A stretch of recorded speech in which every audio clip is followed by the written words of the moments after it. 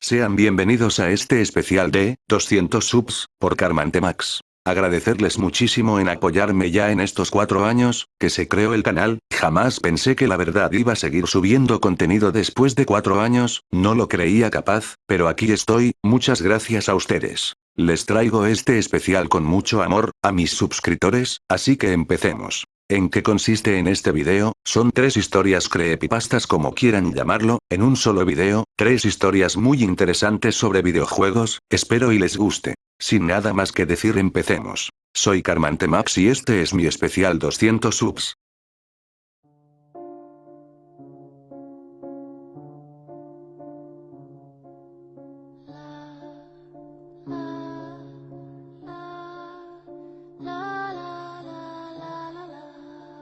No ha estado en casa en días, quizás hablará contigo. Catastrophe Crow, o más conocido como Crow 64, es un ARG que se volvió muy popular a finales de 2020, se cree que iba a ser lanzado en la Nintendo 64, pero por motivos se canceló en 2001.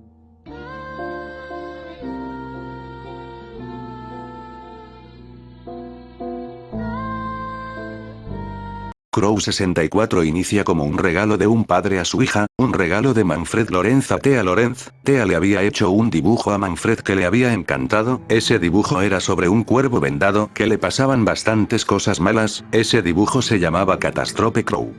Después renombrado por su padre Catastrophe Crow. Manfred no era un hombre cualquiera, era un programador, marino alemán y perfeccionista de modelos en 3 dimensiones, dando por iniciado el proyecto de Crow 64 en el año 1996, todo iba bien, Crow 64 prometía muchísimo, mundos gigantescos nada parecidos a cualquier otro, exploración hasta los límites y algo revolucionario como un sistema de resurrección eterna, según el documental, podría ser más bien un fallo de traducción. Manfred Lorenz en entrevistas había dicho que Crow 64 rompería las experiencias pasadas del jugador y las llevaría a otro límite desconocido y griega. No estaba mintiendo, las reviews de la Space World 97, exposición creada por Nintendo, decían cosas increíbles, como que era más grande que Banjo-Kazooie o que Mario 64 se quedaba corto al lado de Crow 64 y se preveía que Crow 64 saldría en el 97, pero se retrasó al 98, luego al 99, al 2000 y al final al 2000 tardío, pero en 2001 se canceló por la salida de la GameCube, los game testers encontrarían algo que Manfred no había hecho intencionalmente, era algo terrible eso, pero no nos adelantemos en la historia. Manfred se volvería loco y despediría a todos sus empleados para encerrarse en la oficina, un empleado antes de su despido le preguntó ¿qué hay del jugador? Manfred respondió con el jugador, ya no está y más tarde despidió al empleado, Manfred Lorenz se había vuelto loco, no se sabe qué pasó exactamente, solo el juego lo sabe, Crow 64 había sido descubierto a finales de 2020 por un tal Adam Butcher, el cual se había puesto a investigar sobre el juego y además jugarlo en video, se encontraría al principio con un juego que no sería nada del otro mundo, sería algo parecido a una copia de Mario 64, pero cambiando el personaje y el escenario, iniciaría como un cuervo vendado que iría a buscar a otro, refiriéndose a la escena del inicio que dice él no ha estado en casa por días, quizá pueda hablar contigo, y tienes que ir hasta un edificio que tiene letras grandes que forman la palabra work, trabajo en español, entonces el cuervo iría al edificio y a la derecha vería que un cuervo estaría yéndose para ahí, entonces el cuervo tiene que seguir a ese cuervo el que está algo rara por sus colores, el cuervo entonces iría a esa computadora y se metería dentro para acabar en un mundo caricaturizado, probablemente una representación del cuarto de Thea Lorenz, hija de Manfred, entonces el cuervo tiene que ir a pasar ese escenario, el cual tiene bastantes cubos de colores, letras y osos de peluche gigantes, pero no hay que concentrarse en eso, el cuervo llega a una especie de pared la cual tiene que escalar mediante saltos entre paredes, el cuervo, se encuentra al cuervo que buscaba, el cuervo dice palabras sin coherencia en un lenguaje extraño y luego aparecemos de nuevo en el inicio y tenemos que ir esta vez a una pared en la izquierda la cual no tiene colisiones y puedes pasar dentro y encontrar un cuervo con una computadora y un bote Y. El cuervo se tira del bote y aparentemente se suicida junto a la computadora. El cuervo pequeño es tragado por el agua también y es mandado otra vez al inicio, pero no estamos en el escenario del inicio, estamos en otro escenario de aparentemente un cementerio, en donde se encuentra el cuervo que se suicidó llorando la pérdida de otro cuervo, entonces caminamos hasta una escalera roja y griega. El juego empieza a manifestarse, todo el escenario que rompe y el cuervo está convulsionando en las escaleras mientras unos modelos extraños se acercan y. Aparecemos en un inicio extraño, todo es parecido a antes, pero no es lo mismo, ahora el sitio está todo glitcheado y las colisiones de escenario también, cuando llegas por ejemplo al edificio de trabajo no aparece nada cuando entras y puedes atravesar cualquier pared, entonces tienes que darte vuelta y ver ahí, una casa la cual se mostró el interior en el principio antes de aparecer de nuevo, con uno de los modelos extraños sentados en un sofá, entonces tienes que entrar a la casa y verás un sitio aparentemente normal, con fotos de la familia de Manfred y unos sitios normales, hasta que entras al último cuarto y. Encuentras que es el cuarto de Thea Lorenz, la cámara se mueve sola y muestra un cuervo moribundo que apenas puede respirar, el cual está conectado a una máquina médica y luego el cuarto se llena de agua y. Se vuelve oscuro y se llevan al cuervo moribundo mientras se escucha un grito realista de una niña, luego el juego crashea y no puedes jugar más. El juego tiene pistas de lo que le sucedió a Manfred y más cosas, además que en finales de 2001 se encontró que en las oficinas de Crow 64 no estaba ni Manfred ni los equipos de desarrollo, todo desapareció, en la casa de Manfred no estaba el auto y el bote y se encontró al bote flotando en el agua en las costas de Alemania, con una pila de ropa ordenada y. Una carta dirigida a su esposa, la cual se había ido del país desde hace 6 meses. La carta dice: Marta, siempre tuviste la razón, y la sigues teniendo hasta el día de hoy. Es imposible saber lo que los demás están pensando y decodificarlo, para encontrar por qué somos crueles con los demás. Ambos hicimos lo que pensábamos que estaba bien y aún así, podríamos acusarnos mutuamente de demencia. Me has quitado cosas y yo te he quitado cosas a ti. Así, el mundo puede mantenerse abierto, mi camino ya está hecho. Estoy finalmente en casa. Se cree que eran las últimas palabras de él a su esposa, pero el mensaje no se cifró del todo bien y se sigue sin saber tanto de lo que ese mensaje habla. Crow 64 desapareció junto a él, o al menos eso se cree.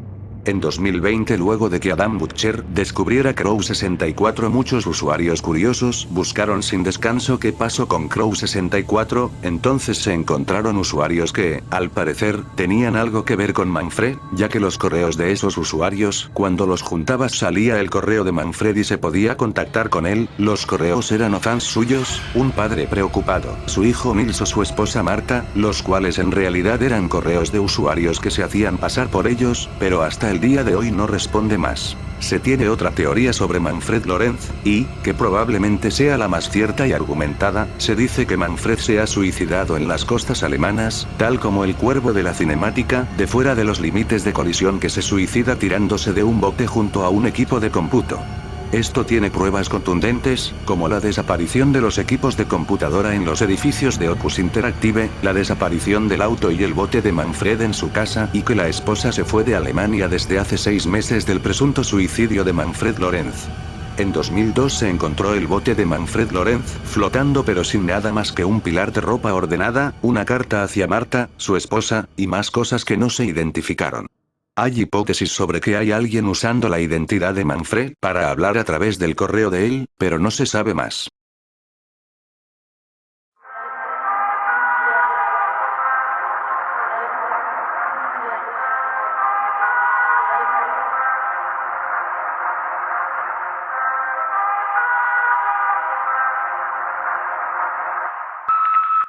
Worlds.com fue alguna vez un videojuego online exitoso, fue el precursor de juegos de su tipo, simulador de vida virtual, que después evolucionaron en Second Life y Sims.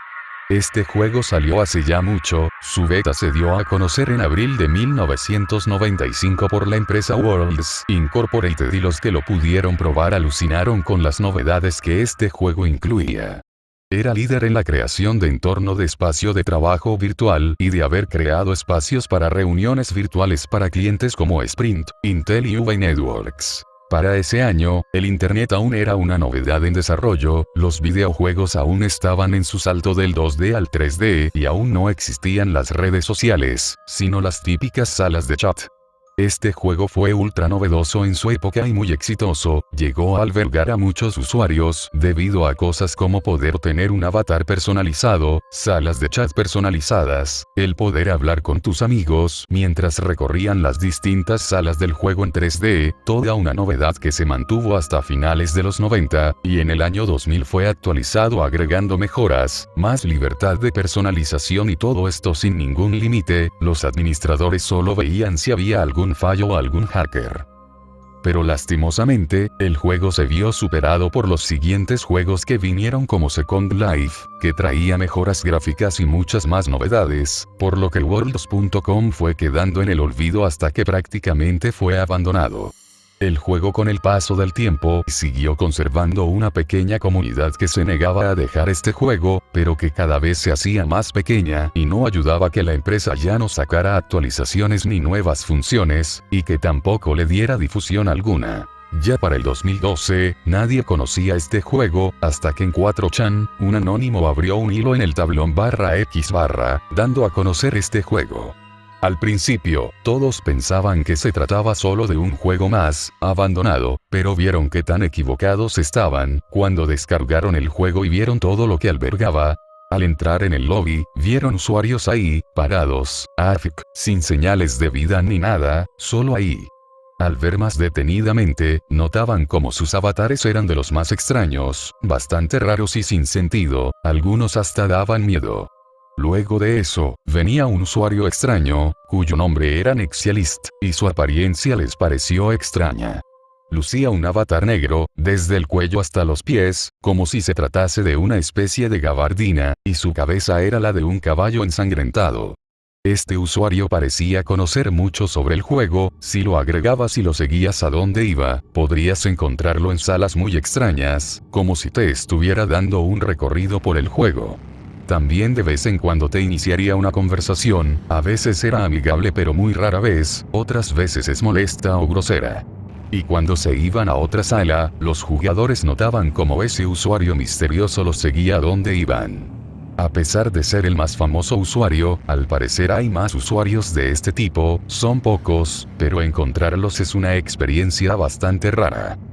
En su travesía, los usuarios veían salas sumamente raras, desde una sala ambientada en el espacio hasta una donde se podían encontrar fotos de los desarrolladores y admins, pero algunos usuarios pasaron de encontrarse salas raras a salas muy perturbadoras y misteriosas. Salas que parecían un ritual satánico, otras salas que parecen casas abandonadas o bosques oscuros con imágenes muy perturbadoras, salas vacías con música perturbadora, entre otras más extrañas, y no ayudaba que sus gráficos, al ser de un juego antiguo, les diera un toque aún más extraño y distorsionado. Usuarios siguieron viniendo y pudieron ver cómo los usuarios AFK estaban mucho tiempo, algunos llevaban semanas, meses o hasta años en modo AFK. Lo más perturbador es imaginarse que al parecer, no se tenía ninguna restricción con lo que se hacía o subía a este juego, y si recordamos que salió en una época donde el internet aún era poco conocido, ¿qué clase de cosas ilegales o maliciosas se habrán hecho o se seguirán haciendo con total impunidad en este juego? La leyenda de Nexialist se hizo popular, y esto sumado a la extraña y bizarra imaginación de sus usuarios a la hora de crear mundos, convirtió a Worlds en algo bizarro que mucha gente explora a día de hoy a modo de curiosidad, pero quién sabe con qué sorpresas se puedan encontrar. Este juego a día de hoy ha revivido un poco, y hay una comunidad pequeña de jugadores alrededor de él. Algo que impresiona también es el buen funcionamiento de los servidores para un juego de los años 90. Si tú lo deseas probar, puedes hacerlo, pero ten cuidado, tal vez no te encuentres con nada extraño o fuera de lo común, o sí.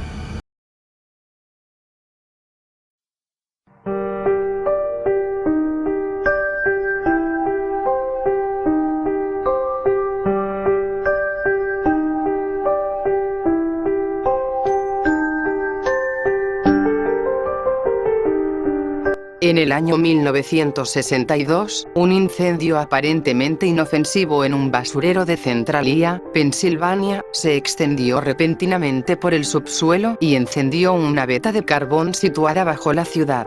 Las llamas de la superficie fueron extinguidas por los bomberos, pero el carbón siguió ardiendo bajo las casas hasta convertirse en un monstruo incontrolable que obligó a desalojar la ciudad. Hoy día, Centralia es un lugar abandonado y fantasmal. La mina subterránea sigue ardiendo y se calcula que contiene carbón para hacerlo durante 250 años más. El aspecto actual de Centralia es lo más parecido a una película de terror. De hecho, el lugar sirvió de inspiración para la película Silent Hill. Aquí y allá, el monstruo ha levantado las calles o partido en dos las carreteras. Pequeñas columnas de humo delatan los lugares por los que trata de respirar. La carretera estatal 61, que fue cerrada a mediados de los 90, es un lugar auténticamente espectral. Un enorme cartel nos advierte del peligro poco antes de llegar. Incendio en mina subterránea. Adentrarse en esta área puede ocasionarles graves daños o la muerte. Gases peligrosos. Peligro de hundimiento. La fuerza del incendio ha partido la carretera en dos. Una gigantesca grieta que cruza de un lado a otro como si la tierra acabara de estallar. Actualmente se calcula que la veta de carbón bajo Centralia tiene unos 10 kilómetros de extensión y arde a unos 1000 metros de profundidad. Las autoridades se dieron cuenta de su existencia a mediados de los 70. Los bomberos abrieron varios agujeros en la tierra para comprobar las evoluciones del incendio y lo consideraban controlado hasta que el propietario de una gasolinera local introdujo una vara para medir los tanques subterráneos y descubrió que estaban a 80 C. Poco tiempo después, un niño de 12 años fue rescatado tras caer en un pozo de más de 40 metros que se abrió bajo sus pies. A la vista de los acontecimientos, las autoridades se pusieron en marcha y en 1984 evacuaron la ciudad. Unas cuantas familias optaron por quedarse hasta que en 1992 fueron expulsadas definitivamente. Hoy día, lo poco que queda del pueblo ha sido devorado por la vegetación. De vez en cuando algún grupo de despreocupados turistas se aventura en las inmediaciones de la mina y se fotografía junto a las humeantes chimeneas. Ignoran que, en cualquier momento, el monstruo puede despertar.